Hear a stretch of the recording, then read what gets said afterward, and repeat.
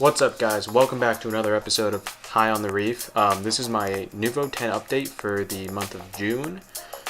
So first and foremost, I wanted to thank you guys for coming back and watching these videos. It really does help me out a lot, and those of you that comment on these videos helps me out a lot. Whether it be answering my questions or asking me new questions, I'm always learning thanks to you guys. So I know it's been a while since I released an update on this tank, but it is a nano tank, so I feel like not a lot really goes on.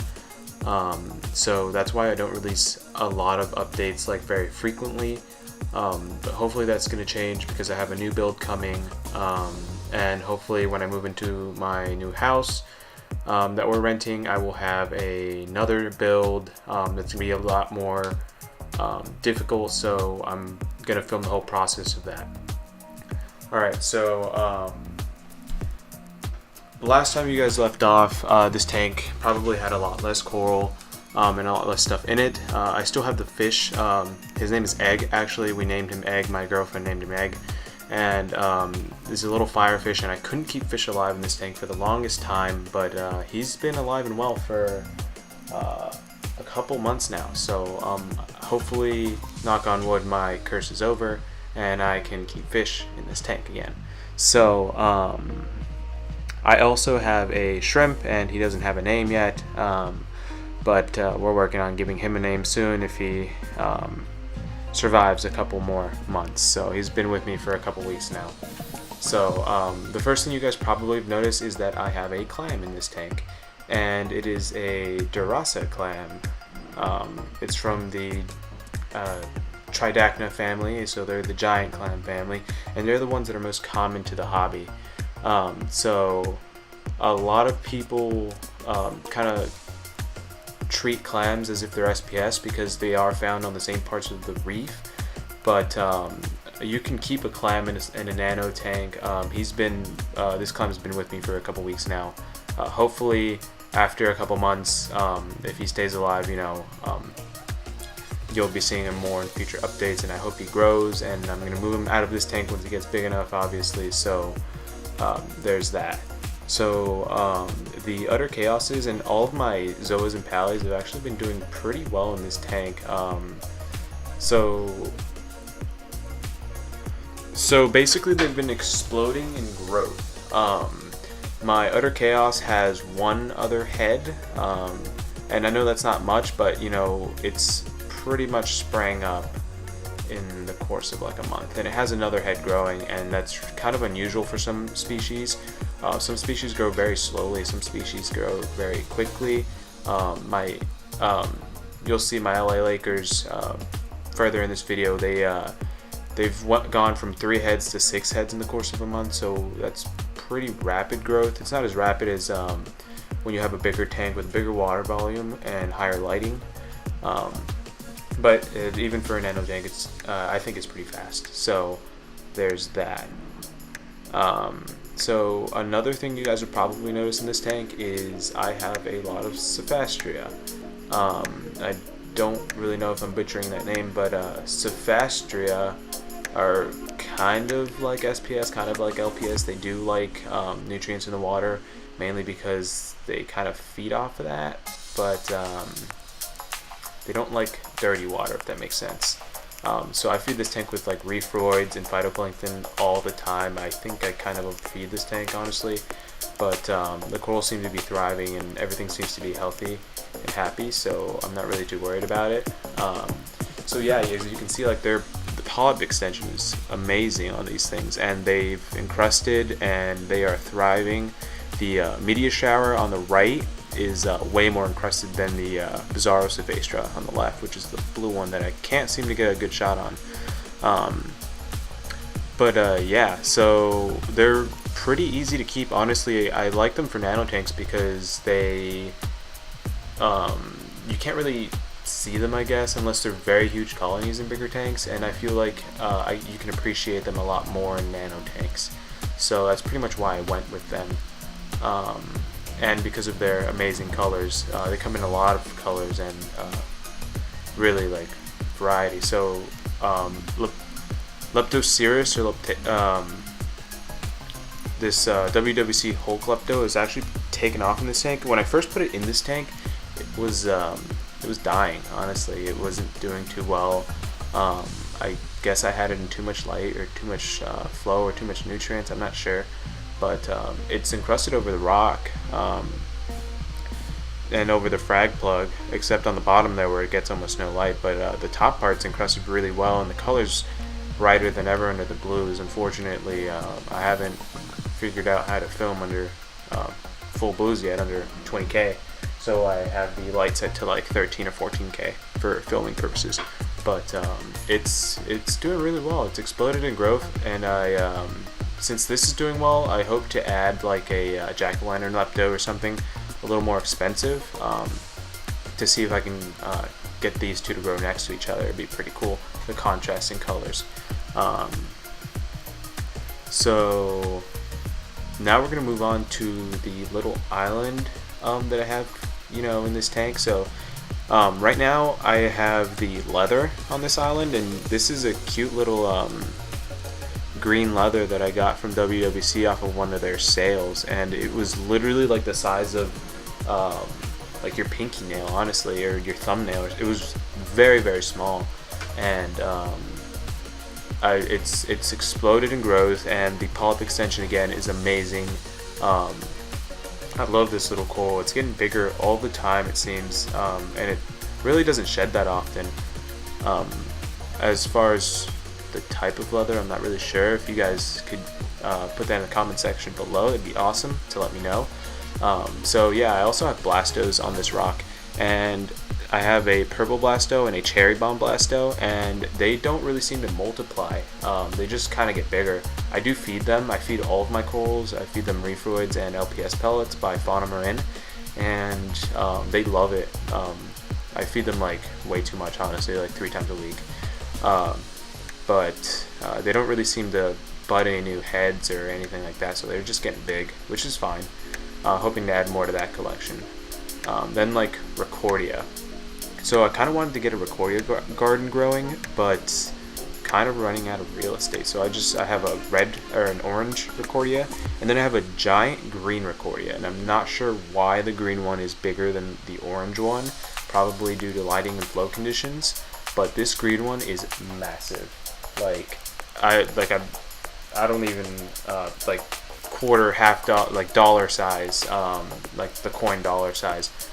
It's pretty crazy, honestly. It's massive. There you can see on the bottom right, that's the Recordia, and it's pretty big, and it doesn't seem to split. The orange one actually has like 3 or 4 mouths on it, and it's not splitting, it's fine, I guess. These guys will accept food readily, which is nice. I kind of wish they would split, but they don't, whatever. And then this green one only has 1 mouth, and it's just kind of getting better. And I'm pretty sure they're both Recordia Florida, because their Yuma counterparts are just way more expensive and a little bit harder to take care of than their Florida counterparts. And I live in Florida, and I kind of like the local stuff. It's kind of cheaper for me, being a college student and all, but they are just as pretty, if not prettier than their counterparts. So around the tank, you're going to see that I love LPS. Like, these are the corals that got me into coral keeping, mainly the hammer coral, which is this one, and that you can see I have like a 2-tone hammer. So some of its tentacles are green with purple, and then some of its tentacles are like all purple with like purple, which is kind of weird. And some of the hands on it are like striped, like some of the heads, they're crazy. Yeah, so here it's kind of shitty, but you can see where some of it, the hammer, like one head is like all purple, and then one head's like all green, and then you can see the frog spawn in the back. He was kind of dying when I first put him in the tank too, and then I started feeding everything and not really caring about my nutrients and stuff. I stopped testing and stuff, and everything's been doing fine. I do not recommend you stop testing. I still check calcium and alkalinity levels, but as far as everything else goes, I just kind of let it go. So Egg is going to constantly get in this beautiful shot of this hammer coral, but I guess Egg does what he wants. But like I'm in love with this hammer. I got this hammer at a very small head from a local fish store, and the head is doubled in size. and it's split into two very large heads. So the thing takes up massive amounts of room, and it's going to touch that Recordia soon in the bottom right. So I'm gonna have to do some moving around, and it's actually touching some zoanthids to the top right of it, or every once in a while it kind of stings them, which kind of sucks, but I'd rather move the zoas and the mushroom than disturb this beautiful hammer coral. So LPS and softies are probably your best bet when doing a nano tank, honestly. A clam is more like, they treat it like SPS, like I said, but personally it can be done. So yeah, like I think personally it can be done. Obviously I'm doing it and I'm going to try it out, and if I succeed, you know, then anyone else obviously can succeed, and if I can't, then people can still succeed. You know, everyone's different, everyone's tank's different, so don't be afraid to try it. And I know, like, I'm not telling you to put a clam in there an unestablished reef, but you know, like if your reef is established and you feel confident and you're checking your levels, you know, why not? I know you have a responsibility to the animal, and as a reef keeper, you know, you always want the best for it. So this bubble coral actually is one of my favorite corals. I had one in my 120 gallon tank, but unfortunately I had to give it away when I moved to college, and I got this guy for like 60 bucks, honestly, with a discount, and he has a shrimp skeleton in him from a molt from the shrimp. But they're like some of my favorite corals, and this guy's huge. He needs a big tank, but I got him relatively smaller, but he's grown very big. So I got another bubble coral, and he's actually like a purplish blue that I saw. I couldn't help myself, honestly. Like if I see something that I like, I'll get it, which is my problem. So yeah, this bubble coral is actually going to go in the new build, this smaller one, and then the bigger one will go in the bigger 12-gallon build that I'm building. But I really love bubble coral, and like it's smushed against the glass, but since then I freed it up. But you can really see like the striations on the bubbles and all that. Like it's really nice. So hopefully this guy makes it through, and I get to put him in that 5-gallon tank. But bubble coral are pretty easy, and they also accept food readily, so it's lucky for me that all my corals pretty much accept food readily. So moving on, these are those LA Lakers I was talking to you guys about. I actually only had like the 3 heads that are closest to the anemone at first, and then like 3 more popped up within the course of a month, and I'm pretty sure that's due to the high light situations. So when you give zoas or pallies like higher light, they tend to grow a little faster, in my experience. So I also have some SPS in here. This is just a potato chip. I think this is the Firefly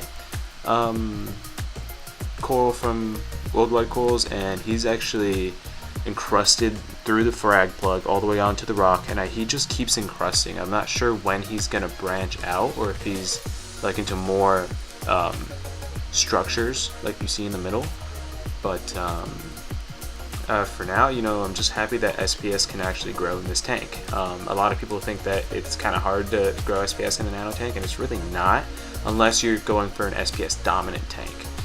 If you throw a couple of SPS in there, you know, they should be fine. So don't feel like you have to steer away from them. Of course, these are easier to keep SPS, so maybe if you're going for sticks or something, maybe check your parameters before you do it. So these are like my favorite things in this tank, apart from the LPS corals, are anemones. And originally I was going to make this tank like a rose bevel tip anemone clownfish tank, but then I'm like, you know what, I live in Florida, we're next to the Caribbean, why not get some of the anemones that live here? And these are amazing anemones. These are rock flower anemones. So I got this guy at Reefapalooza, and he's like a mustard colored with like a purple center and red skirt. Like he's amazing. I got him for a steal for like 20 bucks. Honestly, these things go for $60. Well, at least the other one I have went for $60 at a local fish store. And this is actually the first anemone I got that you can see in my other videos. So, you know, I feed them regularly and they do accept food. And, you know, I heard that a trick to get them to breed is they breed on the solstices, I believe. I read like an article, and you're supposed to feed them a month prior to their breeding time, like pretty heavily, a couple times a week at least, and that'll get them nourished and well fed enough to breed, and you can have a bunch of little mini ones running around underneath those that'll grow. So it's pretty cool. So this play coal actually is amazing. I know I say all these coals are amazing, but like I'm mesmerized by everything that the ocean has to offer. That's pretty much why the YouTube channel is named High on the Reefs, because, you know, they're like euphoric, like it's mesmerizing to see all this life. So this guy I've had for like 3 months now, and he's doing really well. He accepts food readily, and I don't have any problems with him, honestly. I just kind of sat him down in that spot, and he's been doing well. So these guys, you know, not a lot to of them. They don't move unless you put them on a ledge. They can inflate themselves and stuff, but so that's why they go on the ground or on the sand bed or something. So I feed this guy occasionally. I mean, he doesn't do a lot of growing, honestly. Apart from that, there's more zoas and a world coral that's there that was actually dying, and he's regained his skeleton back. He's kind of encrusting over himself again. So then this little zoa, I actually do not know what that's called. If you guys have a name for this, I got it at Reefapalooza actually. Sorry for the, I'll try and get a better picture, but if you guys have a name for him, put it in the comment section below, because that'd be nice to know. I got him for like 20 bucks. I forgot the name to it. It was gold something. But he's really nice. So I'm sorry for all the rambling, but I guess when you haven't done an update in a while, there's a lot to talk about. So thank you guys for watching and tuning back into this channel and for your interest. If you guys have any suggestions for any future videos, anything you want me to try out, you know, I'll do my best to try any new products, anything you guys want to do. Any questions for me, I'll answer in the comment section below. So if you guys have any like questions, comments, or concerns, you know, of course I'm always available to talk. And thanks for watching, guys. I really appreciate you guys. So happy reef keeping, guys.